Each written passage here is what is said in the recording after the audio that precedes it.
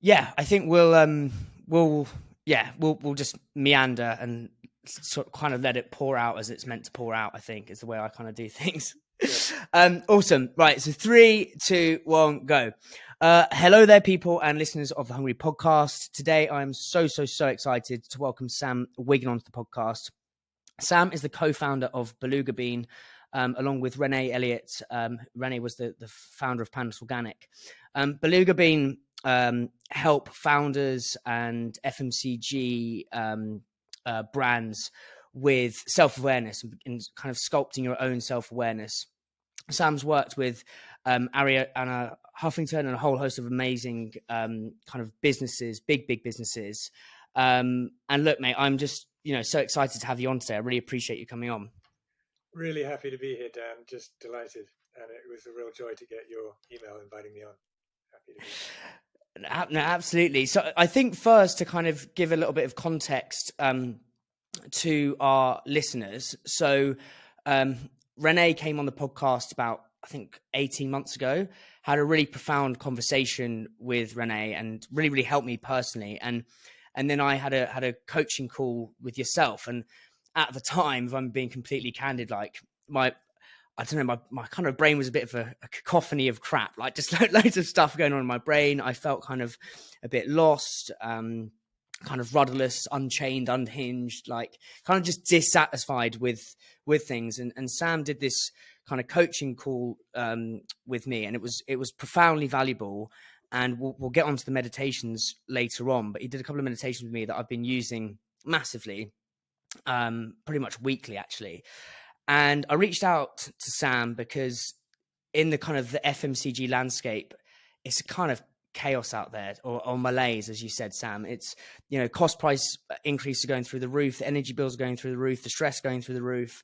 And so I thought I'd have you on today to kind of work through my personal problems and hopefully some of our listeners' problems as well too. Love it. Yeah, brilliant. And actually, it's interesting you're referencing that conversation we had, and then the place you were at when we had that conversation. And my thought was, well, yeah, of course, because usually when people are coming to me, it's because they have hit some bumps in the road. So I was thinking, yeah, that's quite familiar. Someone's coming to me and they're for whatever reason, it might be that they're experiencing very particular challenges, or that they've got a very sort of big agenda ahead of them that they're wanting support with. And as I was saying to you earlier, I'm usually working with the kind of senior team in larger organizations, the kind of 100 million plus turnover, and then working in that senior team level, exco. But as we were also saying before we came on air, the issues are human issues, so they're universal, so they're equally applicable. That just happens to be, that's the arena I work in. But when we had our conversation, there were probably most of what we spoke about were the same things I'd be talking about with a CFO of a large food manufacturer. And we're definitely going to go through that shortly, but where I want to start first, and I think kind of the best place to start this conversation is with the word meditation. And I'd love to know, can you remember vividly the first day you meditated and what that felt like? Is kind of the first question, but bolstered onto that is, what were the kind of the thoughts racing through your head preceding that? Because I think everyone who meditates will really, I remember mine vividly. I'd love to know what yours was. Oh, what a lovely question. My goodness. And you're asking me to kind of dive back into the archives, which is rather lovely, actually, because I've very much enjoyed this journey of discovery and figuring out, what works for me, what's my path. And actually now I practice something called spiritual exercises, which is a kind of particular approach, but it it's pretty similar to meditation, with some fine distinctions. But let's set that aside for now. So going back, I got interested in meditation. Really, it was a Buddhist kind of entry point, I think. really. I was kind of asking myself those big questions about life and purpose and meaning, and I started reading some books around Buddhism, the Tibetan Book of Living and Dying, which is not the Tibetan Book of the Dead. That's that's the original text, I think, the Tibetan Book of the Dead. This is a kind of meditation on that, and then I think by Sogyal Rinpoche. I mean, I'm going back 30 years now, so I might not have got the name right. And Autobiography of a Yogi by Yogananda, another beautiful book. And I just got interested in meditating, and so I think it was first quite a Buddhist thing. Yogananda, I guess, was Hindu, so that, and but he talks about meditation, and I think it was the challenge was the or rather the not maybe not the challenge, but the kind of awakening was, oh yeah, like I can just observe what's going on, and there is a quiet place inside, there's a quiet place, a kind of place of altitude. So that was a rather lovely thing to discover. And when I first started doing this stuff, I couldn't sit still for 1 minute. I mean, literally, I couldn't sit still. I used to cross my legs, not because it was in sort of the enlightened posture. It was to keep myself still. Like, if I cross my legs underneath my body, then I can't move. And which is kind of funny now, because now, I can sit still for much longer. It doesn't seem like such a big deal. But it really was a challenge just to sit quiet, just like go, okay, be still and observe. 30 seconds, hard. I remember the first time, because I've been doing it now for 6 years. Yeah, bang on. So it was November 2016. And I'd heard of the book by Eckhart Tolle, like The Power of Now. And I started reading that. I'm 28 now, so I was 22. And I was just like, mate, this is just too much. Like, go and have a pint and a Kit Kat, mate. Like, this is just, this is just too overwhelming for me. But I'd been delivering cheese around London, and then I had to go to the XL for like a show, a trade show, and I'd been up since God knows what hour, I was stuck in traffic. They wouldn't let me into the trade show, and I was just going absolutely like berserk. And I was driving back through, trying to get back to the bosom of the home counties. I was stuck in Shoreditch. I was just miles away, and I actually got back home.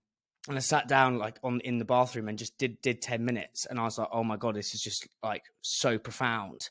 And, you're completely restless, but it's that kind of the feeling of, like choppy waters turning, like your mind's like choppy waters, and it calms down. And I think for anyone listening who is kind of on the fence of meditation, it's completely a superpower in the business landscape, I think. Yeah, it's absolutely. I think it can be a fantastic thing. I think there are lots of different approaches as well. And, one of the things, Dan, that I'm really big on is there's no shoulds. It's really about figuring out what works for you. And so it gets to be very individual, very personal. And that is applicable to everything, really. And the way Renée and I, we created this framework for self-awareness, and we talk about 6 spheres of well-being, one of which is spiritual. But of course, what that means to you is very personal, and how these different spheres, we talk about physical, occupational, psychological, economic, social, spiritual, and how they go together is very individual too. So when someone goes, oh, spiritual doesn't really mean much to me, it's not really a big thing in my world, it's like, cool, that's completely okay. It's not, so there's not a kind of diktat, everyone must meditate or everyone must have a view. It's really about figuring out what works for you. And then my experience working with people is that often when you think about more like those kind of higher nature things, spirituality, say, we define it as exploring your higher nature. Maybe that you think of that as being your intuitive self, or the self with greater altitude, greater perspective. But a lot of people will say, well, I don't really have much going on there in terms of, what I'm currently experiencing, but I would like to find out more about what that means for me. And so to me, that gets to be really interesting. It's like, okay, well, if that's what you're interested in finding out, I mean, I'm quite certain, that there's a rich arena, for you to play in, of discovery, because I believe we're all really on that journey of discovery of who we are and how we are, why we are. So I'm always very much in support of that, but never from a place of thou shalt discover oneself or thou shalt meditate. It's like, no, may not be applicable to you. That makes sense. Yeah, and yeah, complete sense. And I think we can jump into this now. I think the word meditate it's got these connotations of hippy dippy kind of bollocks where you sit around a tree and just do this. But I think there are these practical meditations. And what I want to go to now is the meditation you did with me, which was this: I forgive myself for judging myself. And I know for a fact lots of our listeners are super driven. And I think one of the shadows of drive is this ability for people just to berate themselves and punish themselves. You got to do, literally the voice in my head, you got to do more. That was, the first 10 podcasts I did, I was like, that was fucking awful. Do better. Like, it's just not pleasant. Like, even putting yourself in the arena, or, we may have one of our listeners who's going to pitch to a Waitrose and they don't get it and they'll just punish themselves. Or if a cost price increase doesn't go through, punish themselves. And I think of being in kind of in the space and knowing so many founders, I know it's a common thread where you've got this insatiable drive, but this ability to kind of punish yourself. So I think the first question is, where does that voice, that negative story and kind of sometimes low self-esteem, where does that come from? I'd love to know that. Yeah, wow, great questions, Dan. And you're really kind of going straight in at the kind of deep end here with that particular meditation, which is beautiful, and we'll circle back to it. And that was the one that I was taught by one of my teachers, a man called John Roger, and who died a few years ago. But that was, really, I think, speaks to quite a lot of fundamental stuff that we look at. And to answer your question, where does it come from? It's such a great question.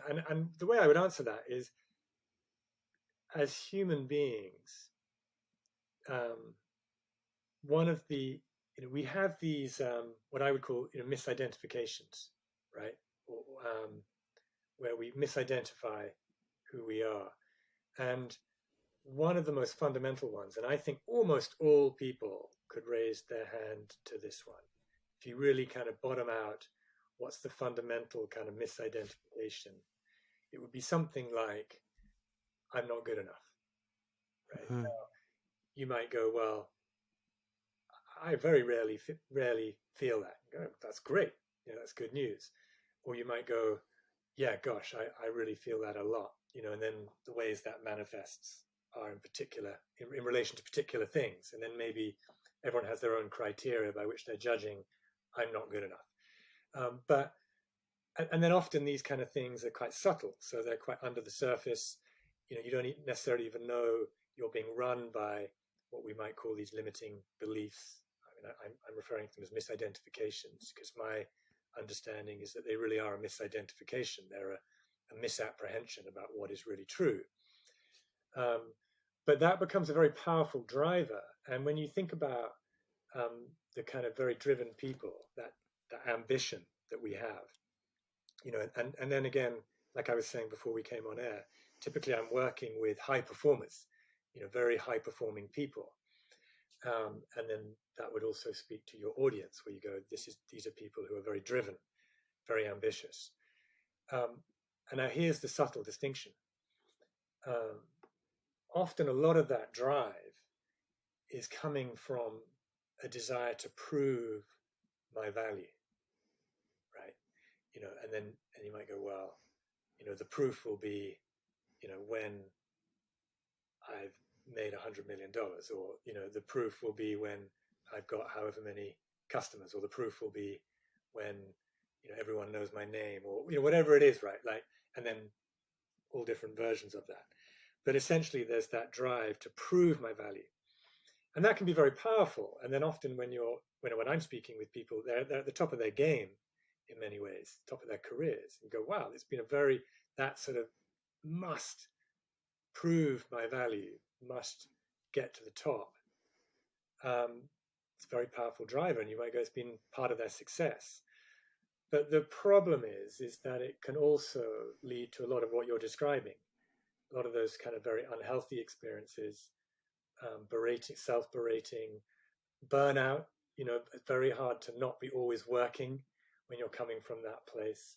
A lot of different things can happen, and maybe just not feeling very happy, or losing your mojo, because it's like, now I'm at the top, and yet I'm still having this feeling of I need to prove myself. It's like, when will I ever know? And so the distinction there is to discover the value that's inherent, that doesn't need to be proved. And the interesting thing is that then becomes actually a much more rewarding place from which to engage. It's not a surrender of ambition. I think sometimes people think, oh, well, if I satisfy that, void, then will I just go and sit under the coconut tree, on the beach, chill? My experience is no, not at all. I mean, that drive to have impact, to engage in your life and do those things that you love and are inspiring to you, that's inherent, that's core. But then you're engaging in those things from a place of, well, I really do know my value, regardless of my performance. I know my value. That's a lovely way in which to do your first podcasts. It's a lovely way in which to go into a pitch to Waitrose. That your value, your sense of yourself, is no longer dependent on the outcome. Is that making sense? Makes complete sense. I suppose, how does a listener know their value if, because for myself, my value, and it's probably not healthy, is inextricably intertwined with the success of external success, and it isn't healthy because I beat myself up and bludgeon myself. So how does one begin to separate their worth, i.e. their value, from the externals? Yeah, I'd love to know that. It's like the $1 million question, Sam. Sorry, mate. It's a Tuesday morning. We normally do it in a year, but let's do it in 5 minutes, right? Okay. Yeah, and also the other thing, the caveat I'd say is none of this is about like not being practical. So it's not like, oh, well, if I just know my value, then I don't need to worry about sponsorship of my podcast anymore. It's like, no, there are practical things you need to handle, but I think it's a lovely way that you phrased it. It's like, well, my sense of worth is so inextricably tied up with the success of my venture. You go, well, okay, that can be tough. That can be really rough. But I think that's also describing a very common human experience. I'm placing my value on these external factors, and then depending on how those external factors are progressing, that determines how I'm feeling about myself. And to start to pull those apart is a really powerful thing to do. And so, I do talk about it as being transformation, because it is transformational. And it is a process of kind of rewiring in a way and looking at, what are these drivers? What has meaning? And where am I locating that sense of self? And then there's this very powerful thing that happens where, and then maybe, you'll already have a sense of this. It's not like this is all going to be completely new to you, but it's more like a strengthening of that awareness of, the who you really are, which is really independent of those externals. And often those things that you're trying to prove, it's discovering that those things are actually inherent within you. We that's one of the things we look at when I'm working with individuals. We look at, that kind of original self, these different kind of frames of identity. So there's like an original self, if you like, that's very innocent, unguarded, authentic, real, not second guessing itself. And then there's a kind of, life happens and we maybe start to get some doubts about that self. Like, oh, maybe that's that self isn't safe. Maybe that self isn't good enough. Maybe that self isn't, lovable, isn't whatever it might be. And so we don't want to be living in that experience. So there's a kind of a sort of third tier of identity that we create, which is like a sort of protective layer of the self I want to be, the self I'm wanting to prove that I am, the self I'm wanting to present to others and to myself. And then the funny thing about that is that those things that we're wanting to present are often actually very similar to those things that we really are. So I'm wanting to present that I'm confident, right? Well, the truth is, when I'm really connected to who I am, my inherent value, I am naturally very confident. But that sort of presentation of confidence is coming from a place of, I'm worried that I'm not, or that I'm worried that if people really saw me, they would see that I'm, all my weaknesses and frailties, etc. So I'm presenting confidence. So although the attribute's the same, it's coming from a different place. And I'm sure you've had that experience where you're in your natural sense of self-confidence. You're just feeling really good about you. It's a very relaxed place to be, very open, very real, very authentic. And then there's the kind of, when I'm presenting confidence, when I'm actually not feeling confident, and it feels quite different, right? And I think you could say the same thing for almost any attribute. I'm trying to prove that, I'm valuable. I'm trying to prove that I'm successful. I'm trying to prove that I'm good enough. I'm trying to prove, all these things, right? When it's coming from that concern that I'm not that thing. And so part of the work that I'm doing is doing the reconnection to, I am that. Like, that is just who I am, regardless of how others are perceiving me, or even regardless of my results. That's so interesting. I think it's probably best to kind of do this on me then, mate, whilst I've got you. But I think well, right now I'm in my parents' dining room in this. I hate these maroon walls, these sardonic maroon walls that seem to be closing in. Living with my parents, like 29 now, not even 28. I can't, for life or money, can't find a rental property in London. Like, I feel like I'm not doing enough. Feel like this podcast isn't doing enough. Feel like, I just feel kind of lost at the minute. And, all my mates, what you'd see on Instagram, what you'd see on, and I think I can talk about this separately, but I think Instagram is become potentially the root of all evil at the minute. But and I suppose benchmarking against these things is completely false, and is going to kind of tie into that thing of what you're trying to present. Do you know what I mean? But if I'm feeling like that and I'm feeling lost, like how does one rewrite the story on their head? Because I do believe you are the story you tell yourself, whether that's good, bad, or ugly, and that kind of compounds. But I think sort of slightly tangential here. I think the way you kind of, I believe confidence is kind of action plus evidence equals confidence. So, for example, when I started this podcast, I wasn't very confident. But I just said, fuck it, take action, did it enough times to build evidence, and have now got the action plus the evidence to equal the confidence.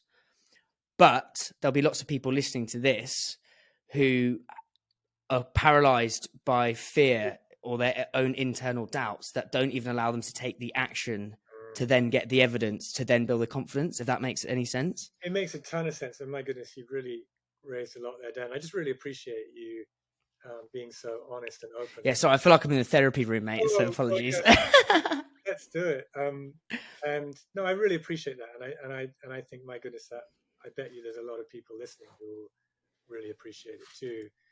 I mean, I think that confidence piece you just mentioned at the end is interesting, because I was also hearing competence. So there's maybe a distinction there between confidence and competence. So the confidence can be a prior condition. It doesn't have to be dependent. I mean, but I get what you're saying. Like, the more I do it, the better I get, then the more confident I feel. That makes perfect sense. So there's a virtuous circle there. But then, interestingly, it took confidence to even do it in the first place, like you're saying. Like, even if you were saying, oh, I wasn't feeling confident, well, you were apparently having some degree of confidence to do it, right? Because if you had no confidence, you wouldn't have been even daring, right? So, but yeah, absolutely, I totally get what you're looking at there. And then just personally, Dan, I just want to affirm what you're doing. You know, where, you know, I get what you're saying. It's like, oh, I'm, you know, living in my parents' house. I'm 29 and I can't find a place to rent, and, you know, and then I'm judging the shit out of myself for all of those things. There's a lot of shoulda, you know. I like to say, you know, no shoulding on yourself. You know, we're all we can be really good at shoulding on ourselves. You know, I should be, I could be, but it's rarely helpful to do that. So I think bringing a lot of compassion to oneself, you know, a lot of compassion and understanding. And then sometimes that looks like, well, you know, how would I relate to someone else in my position? You know, like, would I be understanding of them? Would I have compassion for them? And then, okay, then can I bring that to myself? I think that's really important. Yeah, I think that really gets to be quite core, actually. So, you know, maybe that's one of the big unlocks is how do I approach myself with greater compassion? I think, you know, we're so good at beating ourselves up, like, you know, like you started with. You know, we're all really good at that, berating ourselves, and it's maybe time to let that go, and just, and, you know, and notice a little quicker, like, no, because I think often we're doing it without even noticing that we're doing it. And so then, if, you know, you might go, well, okay, what if I let go of the judgment that somehow there's something wrong here, you know, like I shouldn't be in my parents' house when I'm 29. It's like, okay, let that go, and then bring some compassion towards myself, and then some affirmation around what it is I'm doing, you know, which is really creating a lot of value. And then affirmation, sorry, by that you mean affirming yourself. You know, I think you know, in a way, what I'm hearing you describe is probably an experience something like, I'm totting up everything in the column of not good enough. You know? Yes, yeah, I'm just, and getting it tattooed on my arm as well, mate. Yeah, I've got my daily list of all the things that are, you know, aren't good enough, should be better. Tick, tick, tick, going through my checklist. But then maybe there's another column, which is all the things I'm feeling really good about. You know, all the things I'm doing really well, and all the things that are working really well. And then maybe spend more time on that list, because that's probably going to be more helpful to you. You know, we say, where you look is where you go. What you focus on expands, and there's some nice neuroscience around that. So if I'm focusing on, okay, you know, let me use a sort of silly, easy to understand example. If I'm focusing on, oh man, you know, I should have gone to the, you know, I said I'd go to the gym every day this week. You know, I only went once. Wasn't even a very good workout. Oh man, you know, what am I focused on? You know, I'm focused on not going to the gym, you know, and how I don't go to the gym. And then what expands, you know, what am I increasing? You know, the not going to the gym. Whereas in the same situation, I could be going, okay, well, I went once, you know, I did get to the gym this week. Well done me. I could easily not have done that, and I did. I went. So good job me. And I did manage to, you know, lift a few weights. So I'm you know, really gonna acknowledge myself for that and celebrate that. Now, what am I focused on then? How pleased I am that I'm going to the gym. What am I going to expand? Going to the gym. You know, it's sort of silly, but it's also subtle, and it's also profound. So where we focus our attention will be what we expand. And then if we're focusing our attention into how I should be better, you know, we think, oh, that's because I'm wanting to be better. No, because what you're really focusing on is all the ways I'm not good enough. So then what are we increasing? rather than focusing on all the ways that I'm more than enough. I am great. I'm doing great. It's not to be Pollyanna-ish. It's to be very attentive. What does Pollyanna-ish mean? Pollyanna-ish is like, all, roses and, there's nothing bad going on. It's just everything's bright and rosy. Well, some people do have that consciousness and it's amazing. But, it can also be kind of denial or avoidance. There's a degree to which that can be healthy, actually, but I don't look at this as being Pollyanna-ish. I look at this as being very practical and very purposeful in where you're focusing attention. I mean, there's just so much kind of deliciousness in that, Sam. I think the first thing is what you said about this kind of compassion. Like, how would you speak to yourself if you were your friend? So if, for example, say one of our listeners is going to a Waitrose meeting and they're punishing themselves, if it was your friend you'd go and you'd be saying, well done for even just going in the first place, well done for even getting the meeting, like, who cares about the results, you're pushing you through your comfort zone.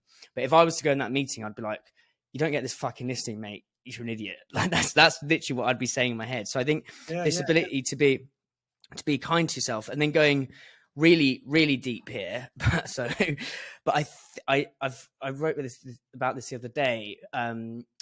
Is I think part of the human condition is to focus on the negative for survival.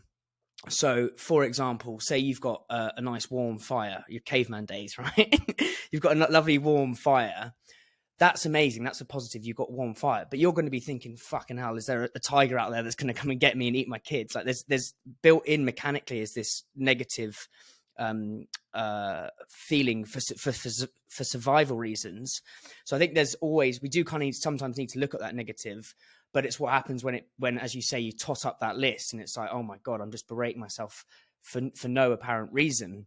And, to pull this through food and drink. And I was talking about this with Sam and Nee on the last podcast. And I think this is why it's an amazing industry. It's a gorgeous industry, but people put so much pressure on themselves. They're like, if I don't get to £1 million, if I don't get into Waitrose, if I don't get into Sainsbury's, if I don't become the next Tyrrell's or Goo or Coconut Collaborative, I've failed. Which is just, you're setting yourself up to internally to constantly berate yourself. And I went for beers with a mate, and he's got his business to over 200 grand sales. That is crazy. 200 grand sales. And I was like, and he was like, nah, mate, not enough. Like, I need to, we haven't even gotten with the big boys yet. And I'm just like, whoa. So, like, in food and drink specifically, there's this kind of pernicious benchmarking. And I mean, I can't talk because I post on LinkedIn every day, but like on LinkedIn, it's kind of this glorified merry-go-round of self-promotion, which, I'm part of that as well. But I think it's really interesting for our listeners in terms of, being kind to yourself and reframing the benchmarks of success, because selling 250 grand is insane. But like, I don't know why we do it. I'd love to get your kind of take on that. Yeah, well, so a couple of things there, Dan. I think the first question is it working? So, your friend who's got 200K in sales, and he's going, no, not big enough, got to get up with the big boys. And, my question would be, how's that working for you? And he might go, it's working fucking great. Like, I'm feeling pumped, I'm driven, 200K, sure, but I am not happy. I want, 1 million next, and then I want 10 million. And then, it's like, okay, that's working for you. Great. There's no argument with that at all. There really isn't.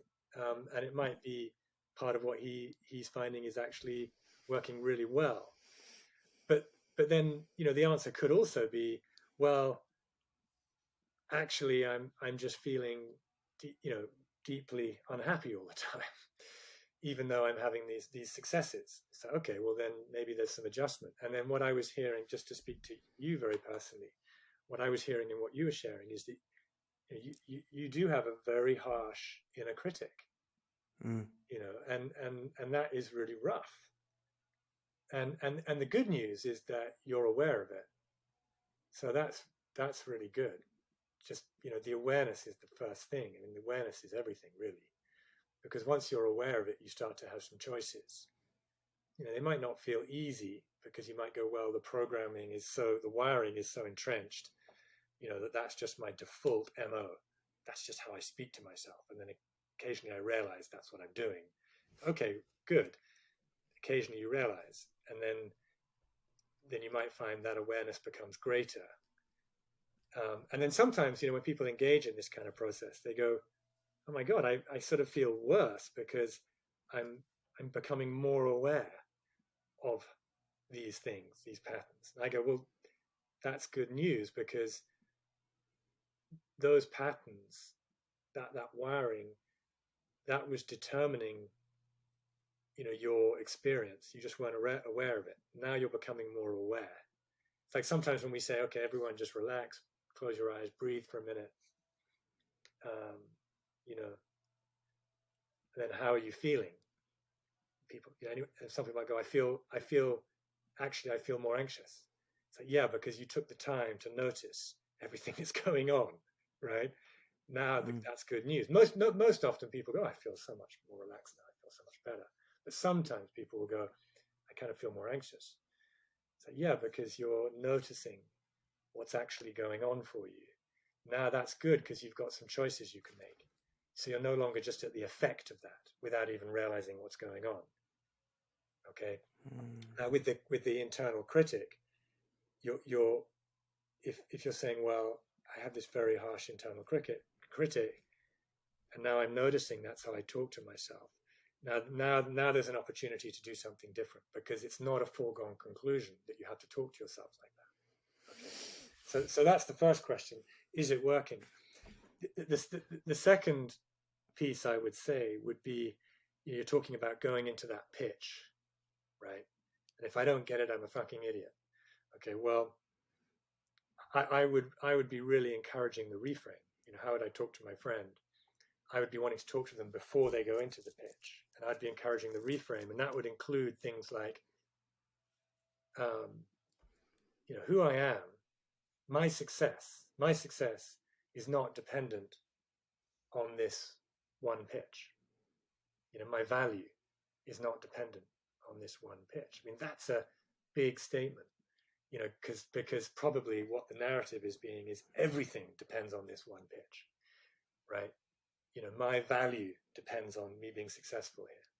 So it's like, no, let's do the reframe. Who you are is not dependent on this one pitch. Now, does that mean you don't care about the pitch? Not at all. You really care about the pitch. You're going to do everything in your power to nail it. But then this is the third thing.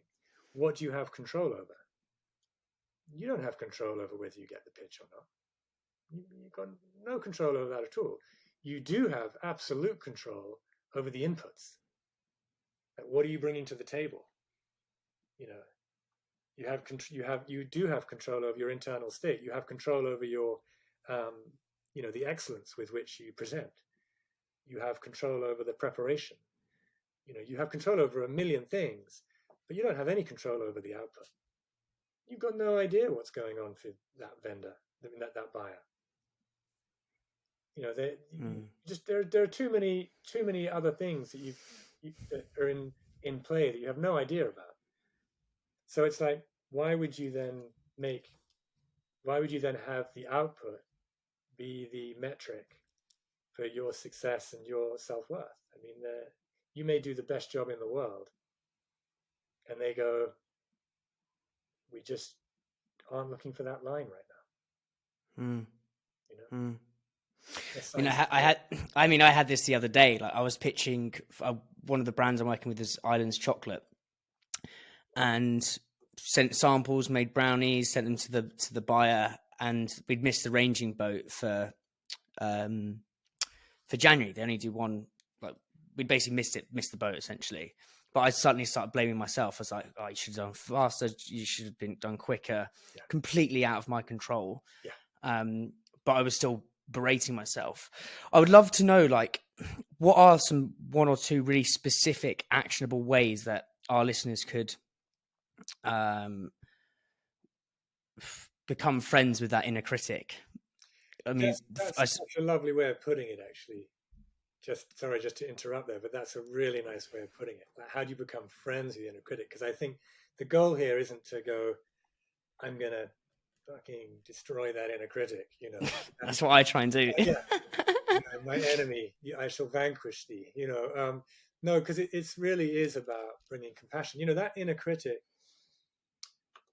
you know, she first showed up probably for really good reasons, with really good intent, actually.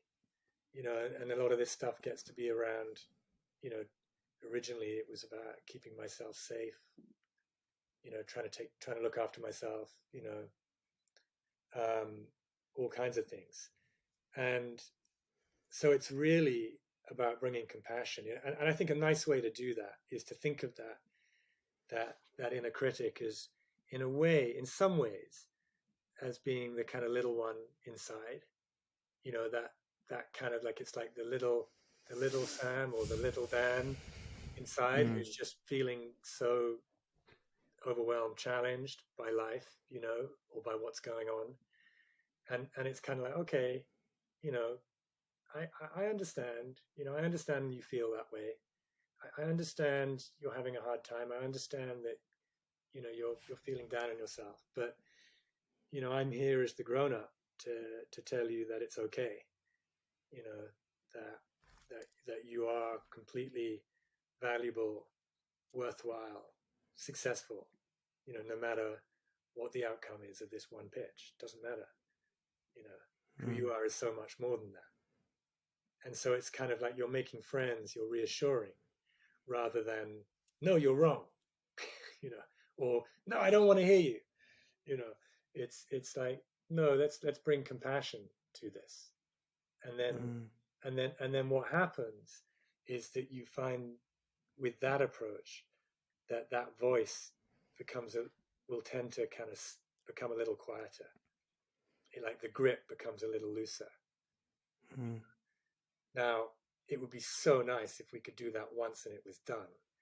But that is not my experience, and I don't think that's the human experience. I think for as long as we're breathing, we're going to have that inner critic's going to be around.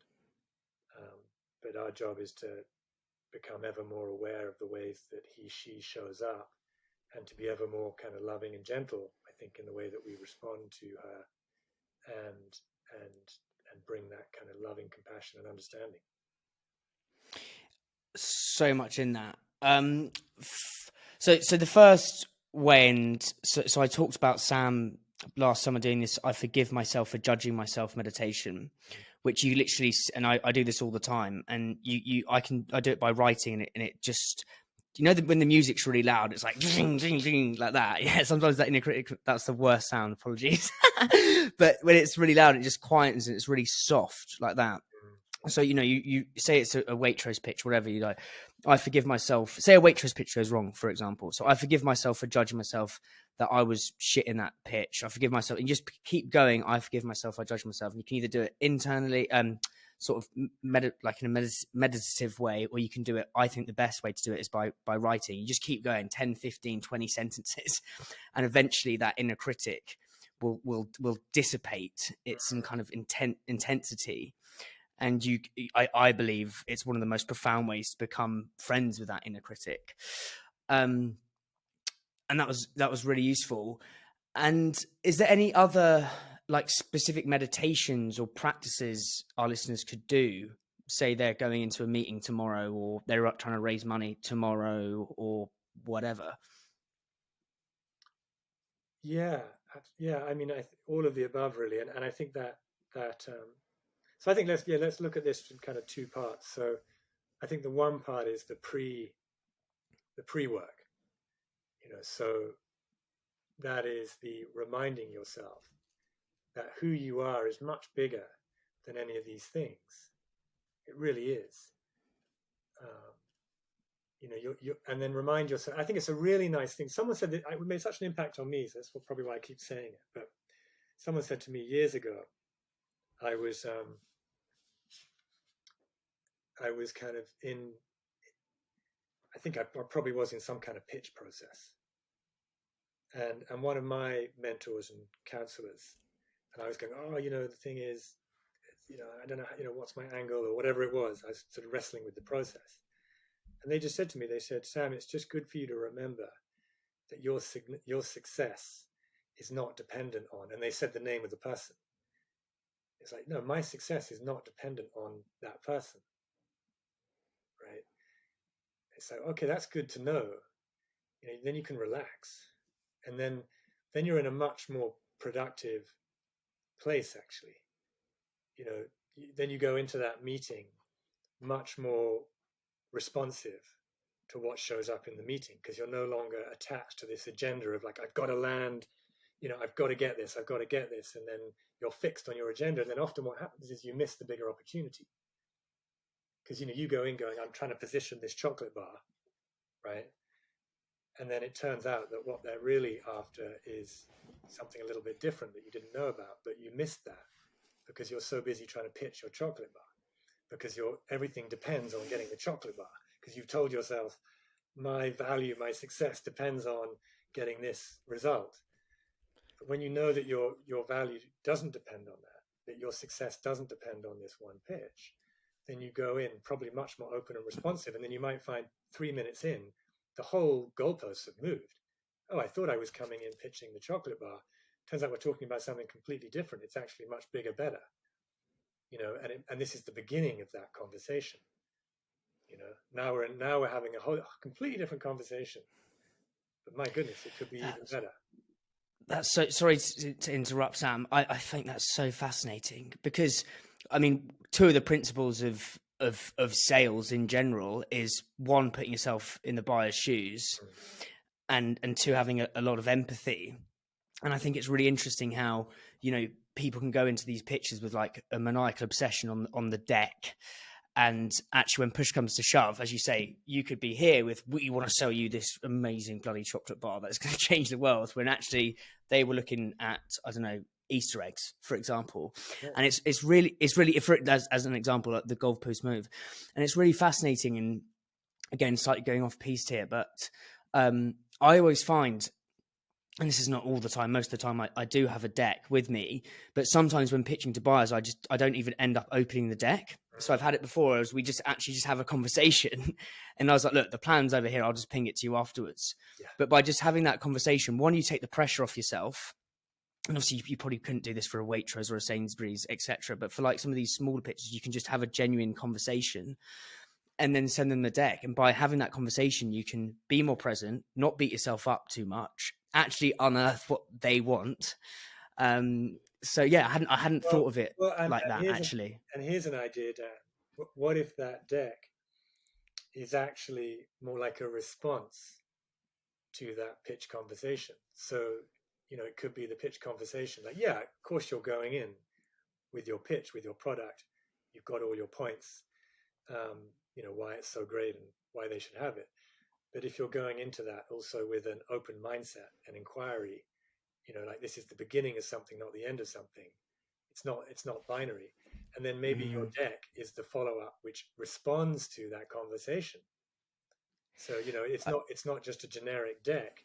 It's the, hey, Bob, when we talked about chocolate bars, what I understood you were saying was, that the sustainability is a really big piece for you, and then let me show you, let me tell you about how our product's sustainable. You know what I mean?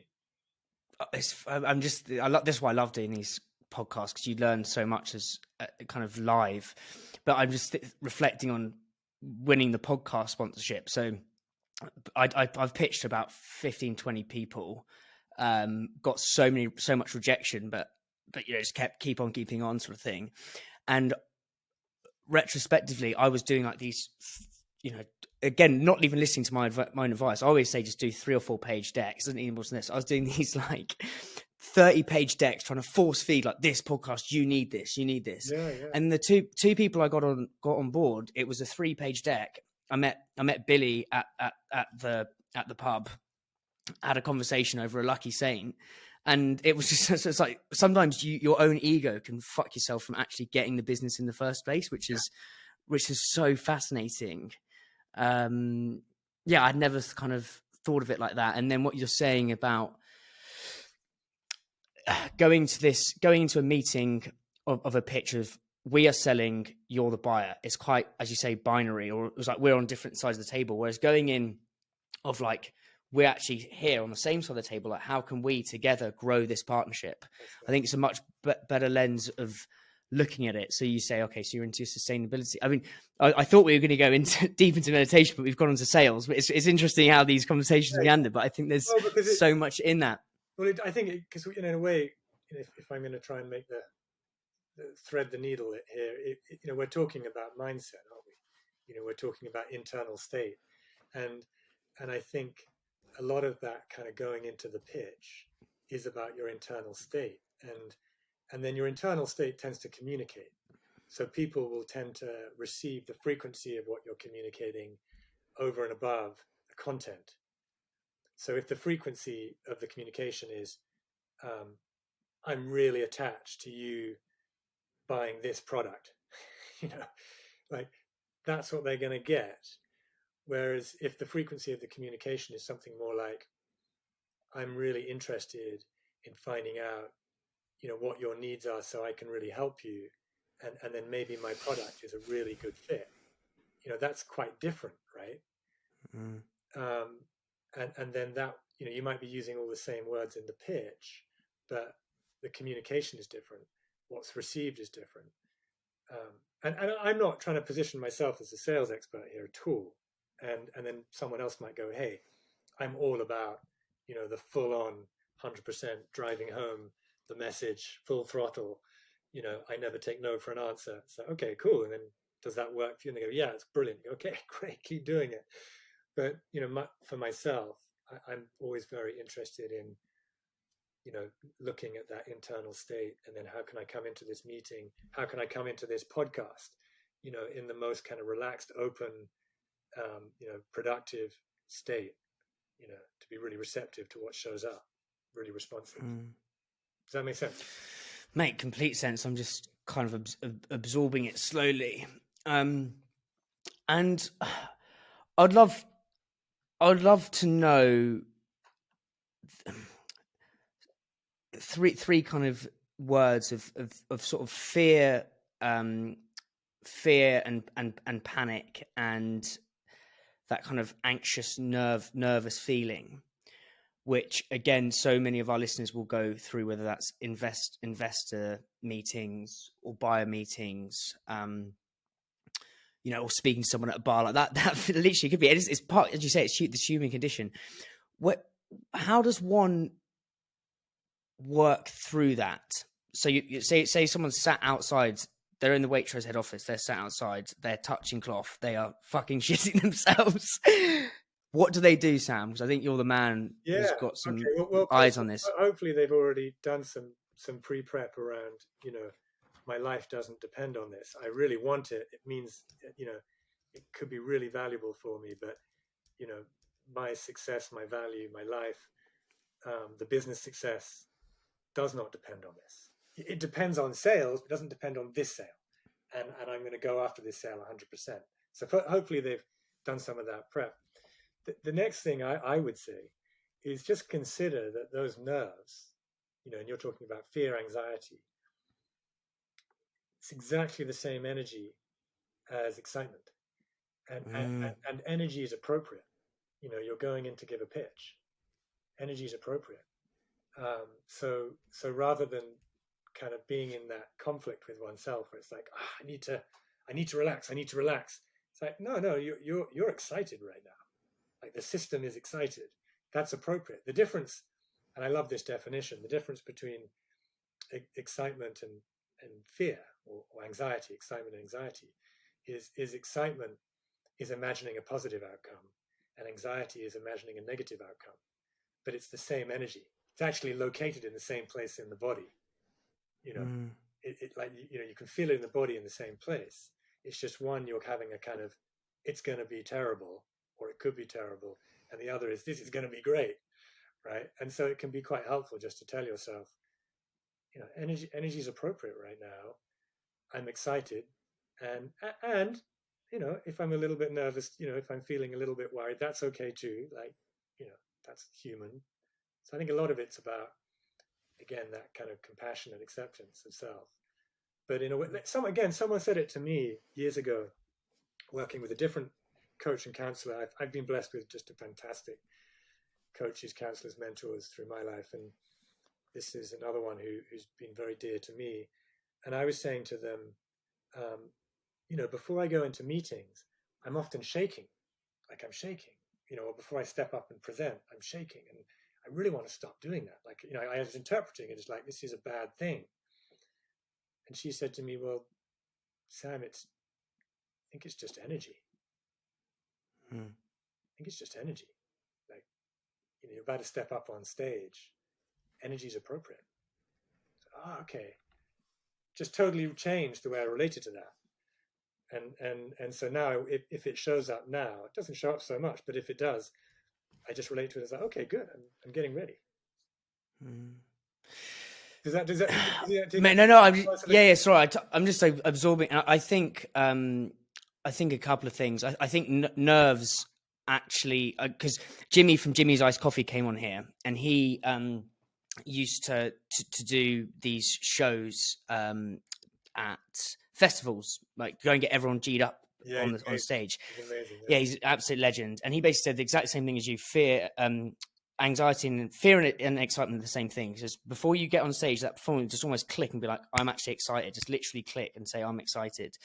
So I think that's so true. And I did a talk at Bread and Jam this year, and I just had, every shade of imposter syndrome. I was outside, like, vaping my head off. I was like, Puff the Magic Dragon. Like, I had, like, basically had, like, the Amazonian rainforest of flavors, like, in my lungs. I was just absolutely so terrified. But then I got up there, and it was just, I do believe nerves sharpen the sword in some respects. It keeps you on edge, and it gives you that kind of, that lucid clarity, and they're actually there to help you. So I think for anyone listening to this is to turn them into an advantage. But also, there's nothing wrong with saying to the buyer or the stage or people you're presenting with, like, I'm terrified, because vulnerability is the easiest way to build empathy and trust. Like, imagine if you meet two people and one person says, oh, hey mate, like, yeah, everything in my life is going absolutely amazing, got that's great. But if you met another person say, oh God, this has just gone wrong, that's gone wrong, like, I'm really struggling, which person you would rather have a conversation with? Is the one that you'd rather help. And I think there's nothing wrong with, especially for the super early stage listeners, who are just starting out, there's nothing wrong with saying how you're feeling. I think it builds connection. Yeah, absolutely. And I think the other thing it does, which is important, it may be even more important, is it resolves the inner conflict that you're experiencing. So if I get up on stage and I go, boy, I'm shaking right now, I'm feeling nervous, like, I'm no longer wrestling with that. Like, I'm not having to hide it.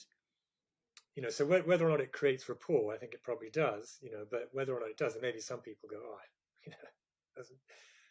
that's so annoying that you said that. But in a way, that's beside the point, because I'm no longer in conflict with myself, and I think that's really key. And I think I think part of also what you're describing is the propensity that we all tend to have of second guessing ourselves. And again, it gets back to the shoulda. I should be something different, and you might kind of go, okay, well, actually, think of Jimmy, or indeed the way that you show up. You might go, well, I do have this kind of, sort of excited energy about me, but that's part of how I roll. That's part of my thing.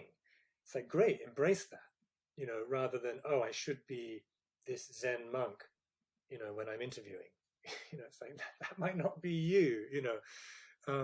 Maybe sometimes it is, but again, I just think there's this, you're kind of speaking to this kind of conflict that we create with ourselves, like, where I should be something different to what I am.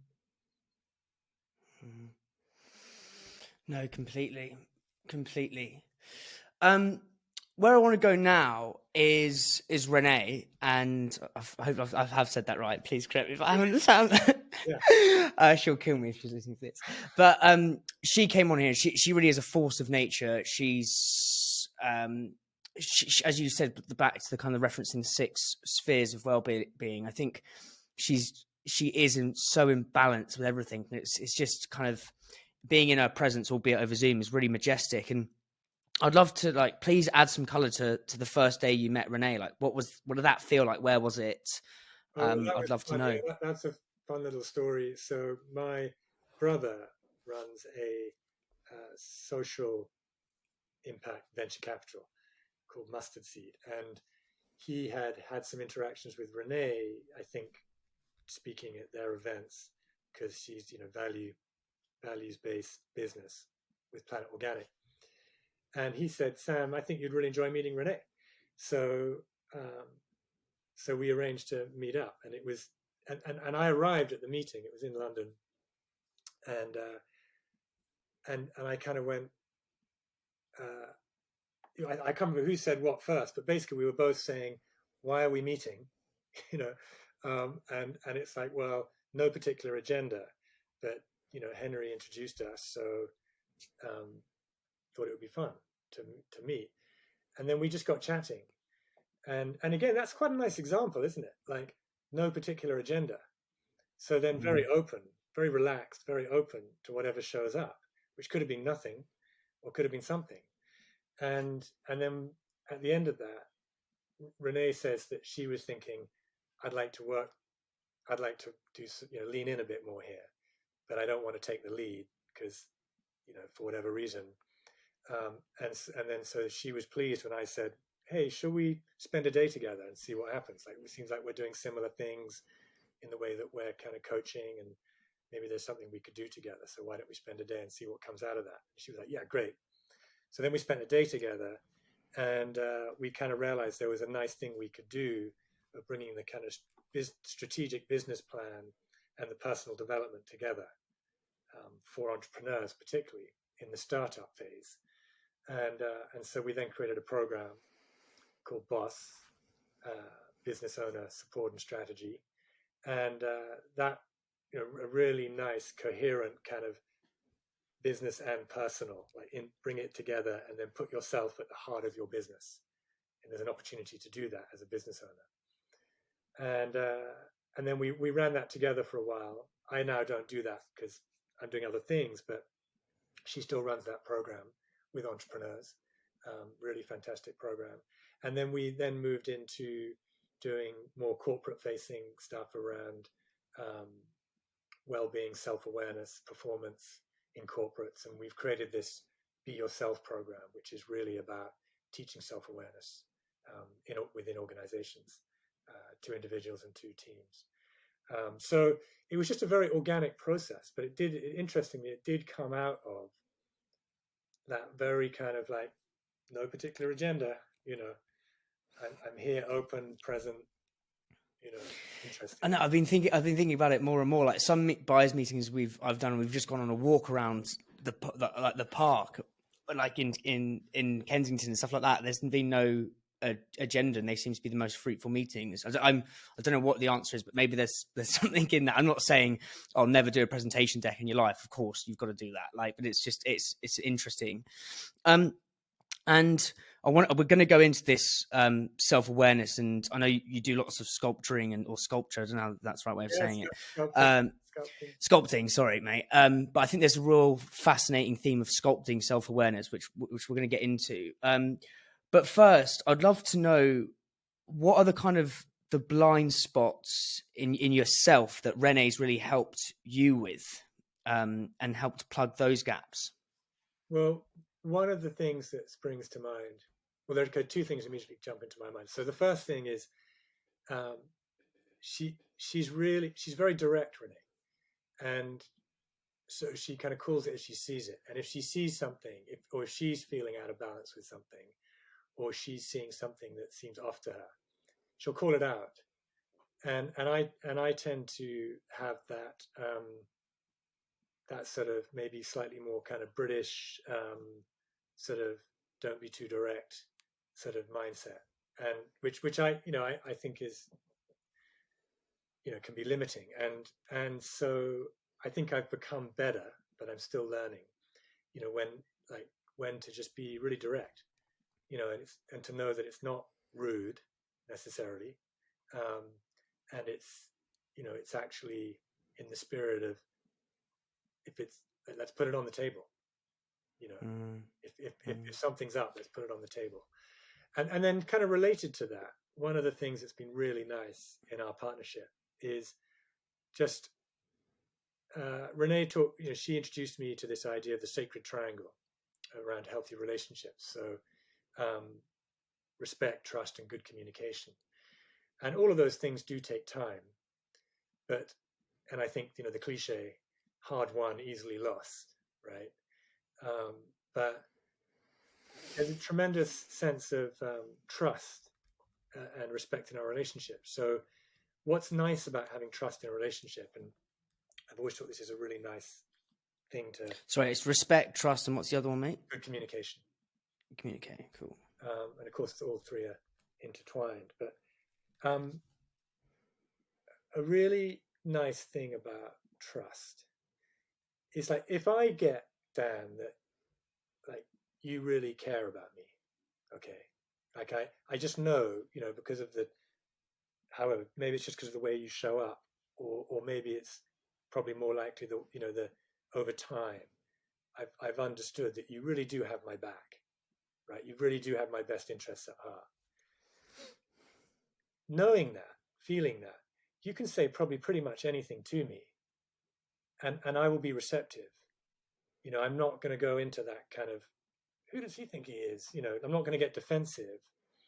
I'm not going to be triggered, because I know that it's coming from caring, right? Mm. And that gets to be really interesting, and it's really important in business relationships. When direct communication is necessary, you need to be able to be challenging. Sometimes you need to be able to be fast. Sometimes you need to pick up on things quickly and say them quickly. And if I know that you really do have my best interests at heart, it's going to be very easy for me to be responsive and receptive. And it'll be easy for me to disagree if I disagree, and then we can have a conversation. But we're not in our positions and our defenses. That's so and that's, I think, really important. And I think, gosh, I see that in businesses all the time. And I find I'm in my work with these guys, men and women at the top of their game, top of their organizations, and this kind of stuff really can be derailing. Where someone said something and it was received the wrong way, and often it's just a misinterpretation. But a lot of that can be removed when you get that you really are all on the same side. Mm. Is that helpful? No, mate. No. Very, really helpful. I'm just trying to absorb and digest it, because I think there's so much in this for our listeners from a leadership perspective, big time. and building teams, because everyone listening to this is trying to build a team. They are trying to build household brands, whether that's for good or bad. So what I want to dig into is just on that, Dan. Sorry to interrupt, but I would really encourage people. I'd really encourage business owners to foster cultures in which people really do know that you have got their back. How though? Well, how? That I think that's hard won, because that's often won in the challenge situation. As it's when things are going well, it's easy. It's easy to have each other's back when things are going well. Like when the shit's hitting the fan, that's when you really demonstrate that you've got each other's back. And then that's very powerful. That's really powerful. So say there's a founder right now listening to this, his energy costs have gone, or her energy costs have gone through the roof. They are having to let go of 2 employees, and they've got another 5, 6 left remaining. How, based on this triangular respect, trust, and communications, what are kind of 1 or 2 ways a founder should navigate those tumultuous but unavoidable waters? Well, I mean, gosh, I think it's probably so contextual. But the first thing that comes to my mind is communication, honest communication, and to navigate them with respect, really to be respectful in the process. And then if you do those things, then you're building trust, because it's not, none of this is about avoiding the difficult situations. I think it's actually about confronting them with respect and with good communication. So being thoughtful about the communication, when and how, all of that. Yeah, so interesting. I think there's a Tim Ferriss quote which says you are the sum of the hard conversations you have. I think it's something like that, which I think is really interesting. Like, you've got to have these hard conversations both with yourself internally, but externally as well. And so how does one of our listeners, how do they develop more self-awareness, or even just self-awareness in the first place? Well, I'll give you the quick rundown of how I approach it. So we have our framework. We have a circle. Everything in your life exists within your circle. So challenges, triumphs, goals, ambitions, responsibilities, interests, etc., etc., etc. And then within that circle, you've got 6 spheres, and which we mentioned before: physical, occupational, psychological, economic, social, spiritual. And then it gets to be really interesting to kind of look at that and go, well, what's present for me? What's important in my world? And it's more than one thing. There's lots going on in your world, but what really is important? What has most meaning? And then there's a nice inquiry around, well, why is that meaningful? And I always think the why question is a good one, because often often our response is, well, I don't know what's important, when it comes to my relationships, which would probably sit in social sphere of well-being, or, I know my kids are important. So, okay, well, why? That may sound really dumb, like, why are your kids important to you? But actually, it gets to be a very personal inquiry. Like, what is it that's really important to you in that relationship? Where is the real meaning for you there? And then that can get to really kind of heartfelt things. It's like, well, it's really about showing up for my children, such that they know that I've got their back. As an example, say, could be any number of things. Okay, well, that's good to know. That's what is important for you, because one of the things that I notice is that people are overwhelmed with all the things coming at them, all the different bases they're trying to cover. And I think it's symptomatic of our age, this technological age, always on, always working, so many responsibilities, etc. And it's really helpful to know what has core importance. And it doesn't mean that you can give equal time to all of those things, but it then means that you're going to be much better at noticing, okay, this piece is going out of balance. I need to give that some more attention, within these different spheres. So you can start adjusting the levers. And the truth is that on one day, it absolutely may be more important for you to get that pitch document out than to be home in time for bath time. I mean, that's probably out of date now because you're at home anyway working, but you get the point, then to show up for that other family commitment. It may be more important to get the pitch document out. On another day, it may not be. It may be more important to say, you know what, I really need to have that walk in the park with the kids today. Like, that's the most important thing. But those horizons are moving all the time. So I don't think it can be formulaic, where you go, it's always this, and then it's always that. It's like, no, it's so situational. So you need to be able to learn how to adjust to the different situations. And that's self-awareness, is knowing what has meaning, what's important. And then the other thing we then do. So sorry, mate. So spiritual, social, economic, physical, and what were the other two? I got to do it in order. So physical, occupational, psychological, economic, social, spiritual. And then we have a whole kind of little definition for each of those things. So it's understanding what's really kind of important, the why within each of those. And then there's an interesting exercise that we do around the why, which is a kind of underlying purpose. So you might say, well, look, there are 3 or 4 things within this sphere that are really critical for me. When I think about my psychological well-being, actually, being in nature is really helpful. And these things get to be very intertwined. You might go, well, exercise is really important. That obviously ties in with physical. You might say, well, the self-talk, the forgiveness exercise, practicing that's really critical. You go, okay, great. Now it's like, okay, now why? What's the underlying why behind all of those things? It's like, oh, well, because I want to feel, positive and upbeat. So, okay. So then that's the golden thread within that sphere is I'm positive and upbeat. That's your underlying intention. It's like, that's why I do these things, so that I can be positive and upbeat. Now and then there's a whole piece we do around understanding why it's important to define that for yourself.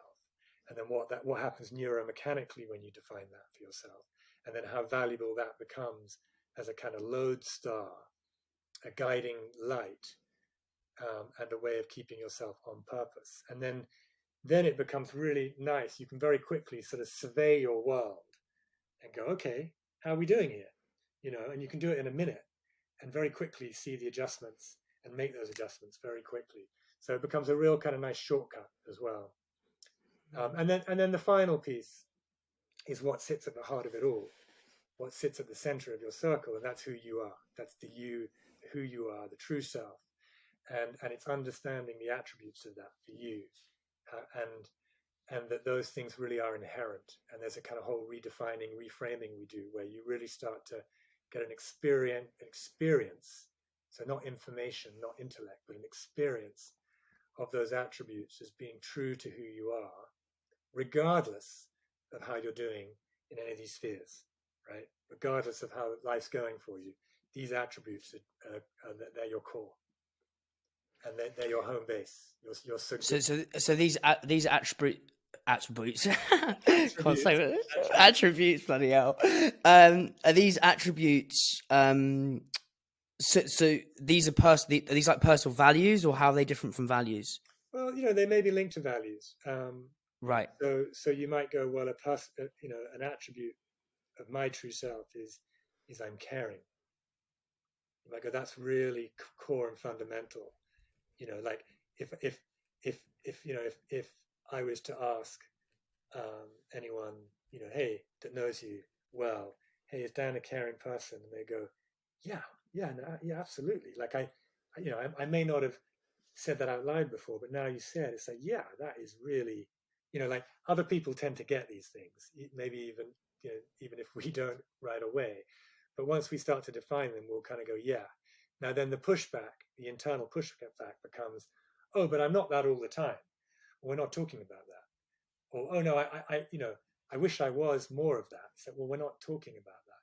We're talking about what actually is true about you. Doesn't mean that you feel connected to that or you're aware of it all the time, but it is actually your home base.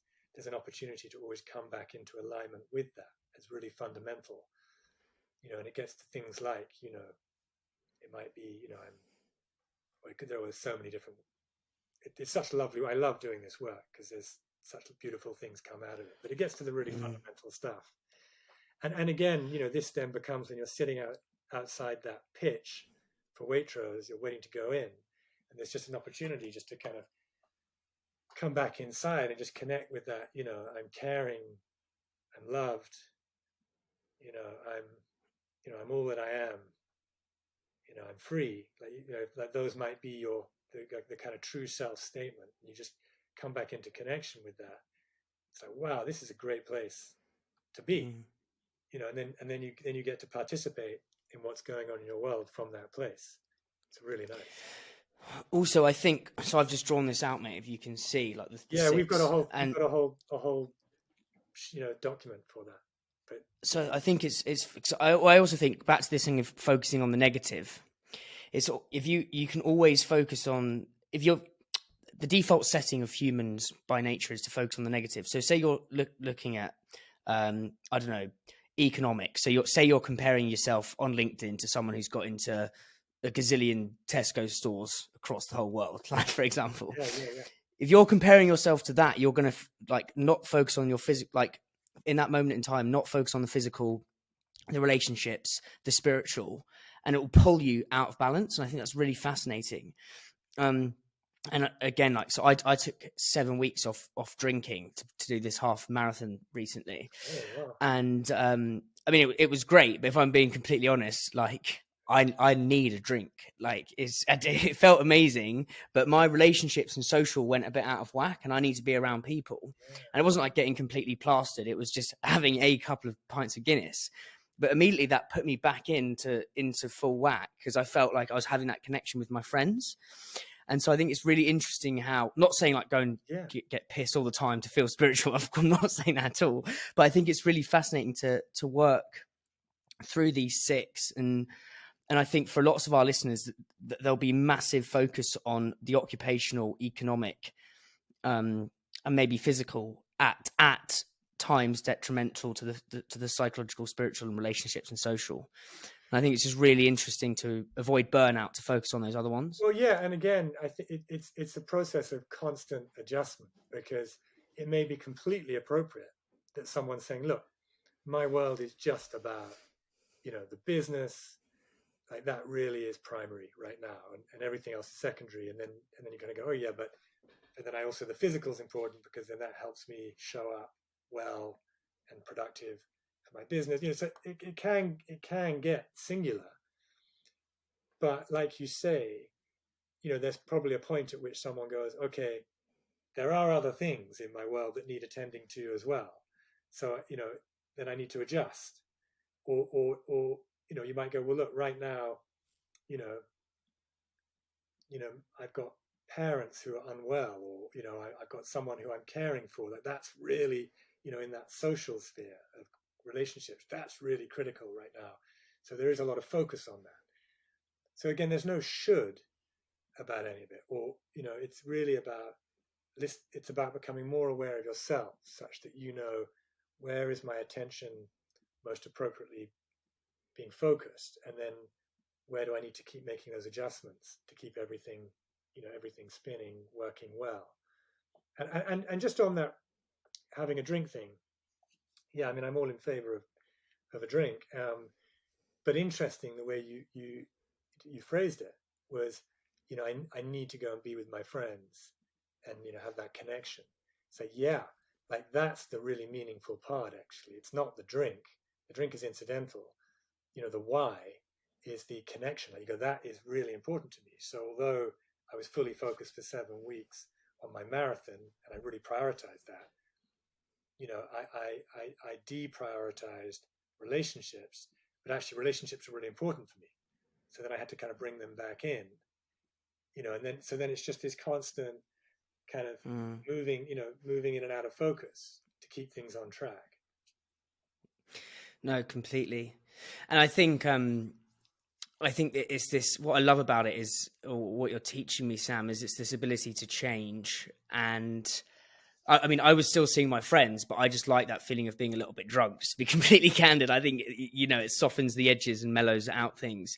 But now, from doing that 6 weeks, in January, I'll do the same thing again, probably do 6 weeks off again. And I think just knowing as and when I need to go into it. So I said to myself, right, 6 weeks, I'm off this, and I'm going to go and get podcast sponsors, and it worked. But now I'm like, right, Christmas is coming, I'm going to get a little bit paunchy and get piddled now and again.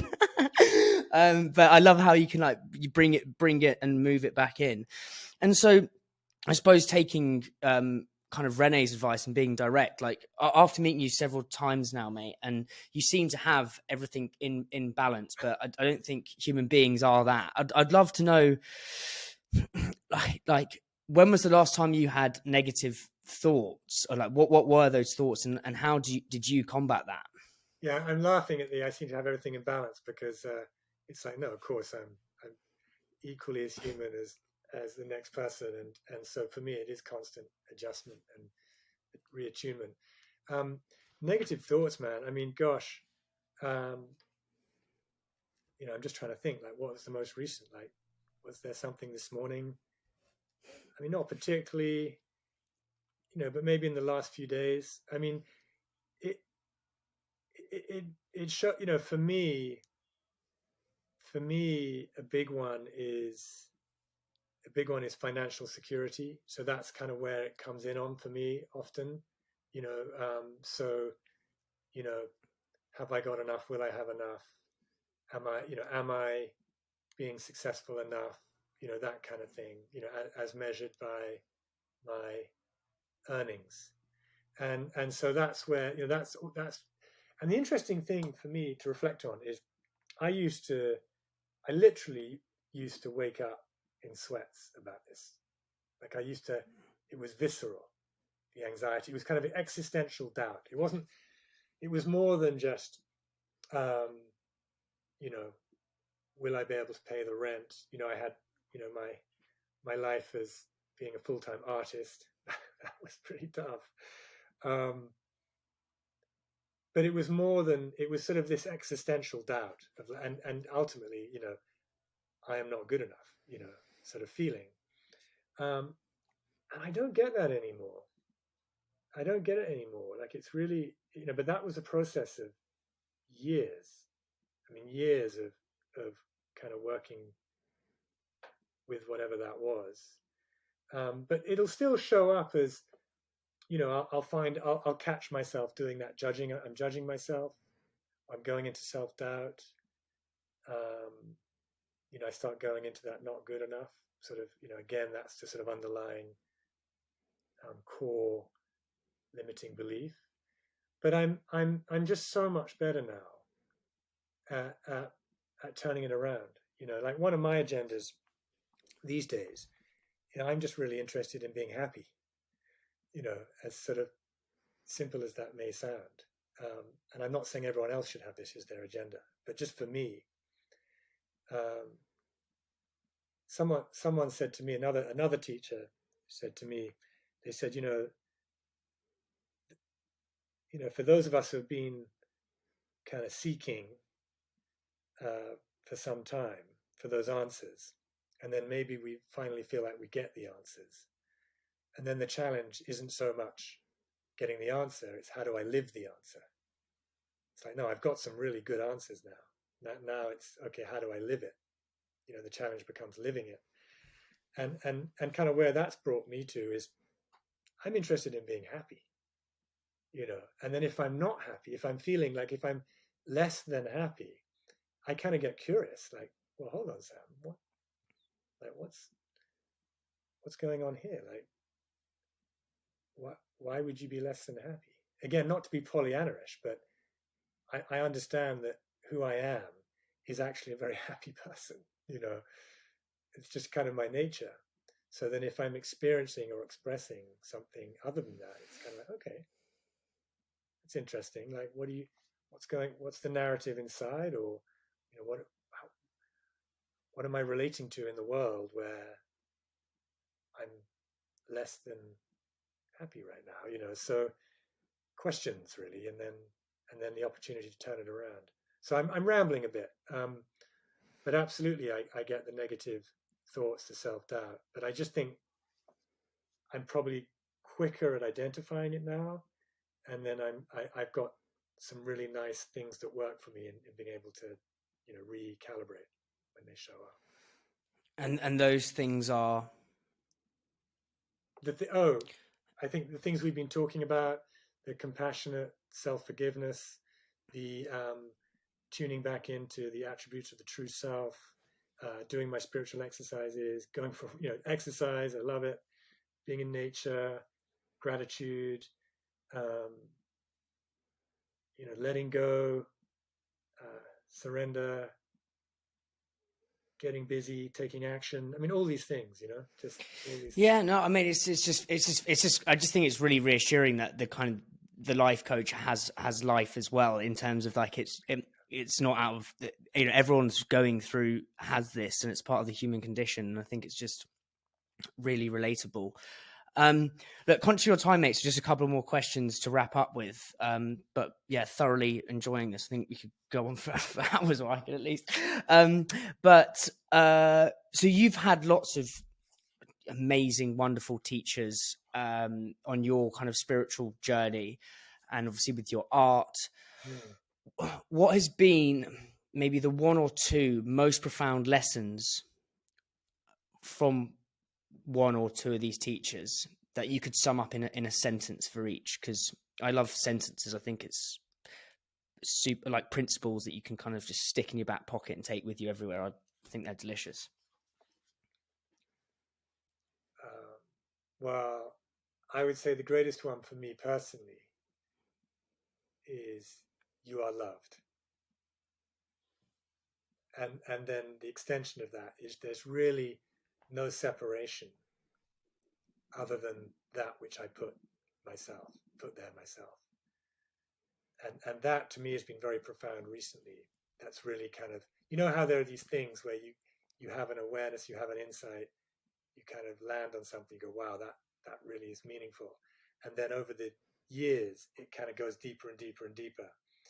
And that has just really sunk in at a very profound level for me recently, where I've really had the experience, a sort of awakening to separation. And I'll put it like this. There's no separation between me and God. Now, I'm using the G word. It doesn't matter whether you have any particular belief around any of that. You can relate to that however you like, as in, your most authentic self, or whatever you might, higher nature, whatever, inner self. But there really is no separation. And if there is, and so any separation I experience is just that which I'm putting there myself. Which brings us back to things like not good enough, or should be doing something different, or there really is, like, and then, and there's nothing between. There really is nothing between me and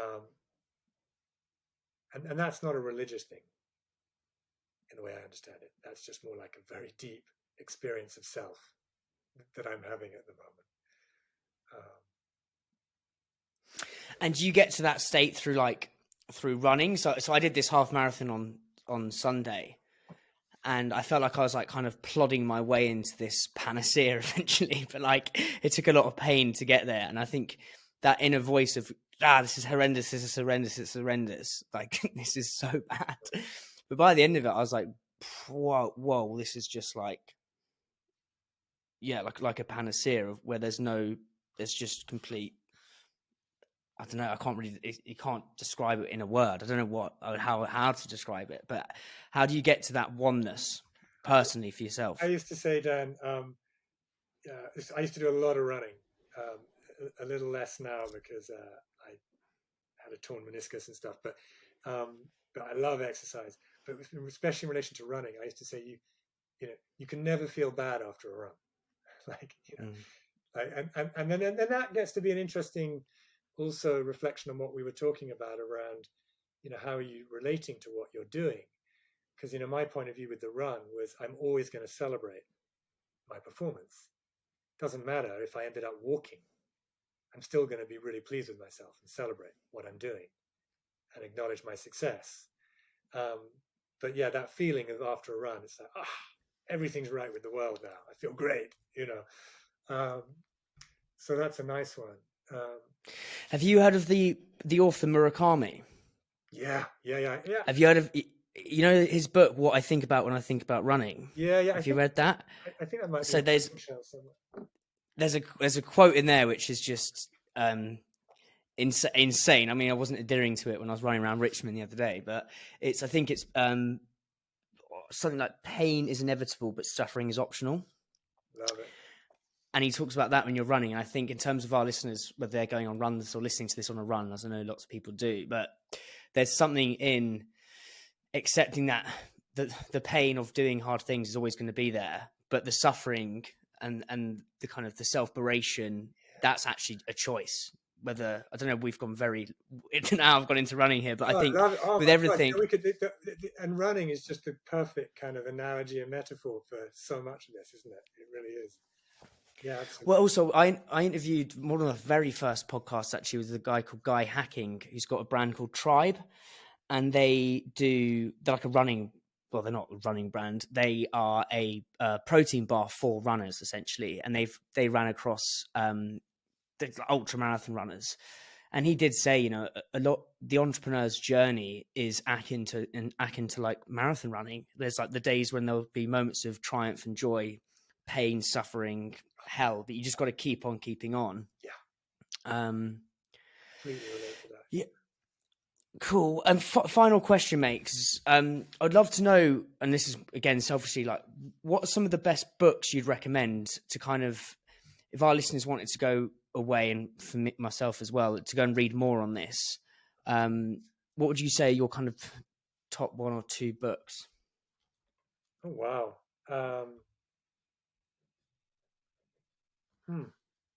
Gosh, I should have prepared for that one. Well, how about this? So it's always hard because I prefer the. Go on, Dan. I was going to say I much prefer the conversations when I don't send. Me too. Like questions through, because I think it's way more organic. So, but I think when it comes to the book one, maybe I should send that. Well, no, I think it's lovely. So, okay, well, let's go with this. And I wouldn't necessarily have expected to lead with this, but seeing as we mentioned it, is Autobiography of a Yogi, Paramahansa Yogananda. Actually, very readable, lovely autobiography of Indian guru. I think in the I want to say 50s, 60s, something like that. Wow, I think that really kind of got me on the path of self-discovery. And again, it's not a religious thing. I'm all in favor of religion. I'm not against religion. I just keep qualifying because I don't want people to get put off. They go, I don't do religion. It's okay, it's fine. You don't have. Yeah. And then, oh man, I just feel like I've read some books recently which I'd love to recommend, but none of them are coming to my mind. Where were you when you first read the Autobiography of a Yogi, and like how old were you? I think I was 20, and I think I was in Wiltshire, which is where I am now. Right, full circle then. Let's just take a look. I mean, there's another one by my spiritual teacher called Spiritual Warrior by John Roger, and it's kind of nice that he it's very practical. He always taught practical spirituality, so it's kind of practical tools. But he talks about attributes of, it's kind of interesting. Kind of talks about things like ruthlessness, and you go, well, how is that spiritual? But it's like, that sort of real focus of attention. So that's a nice one.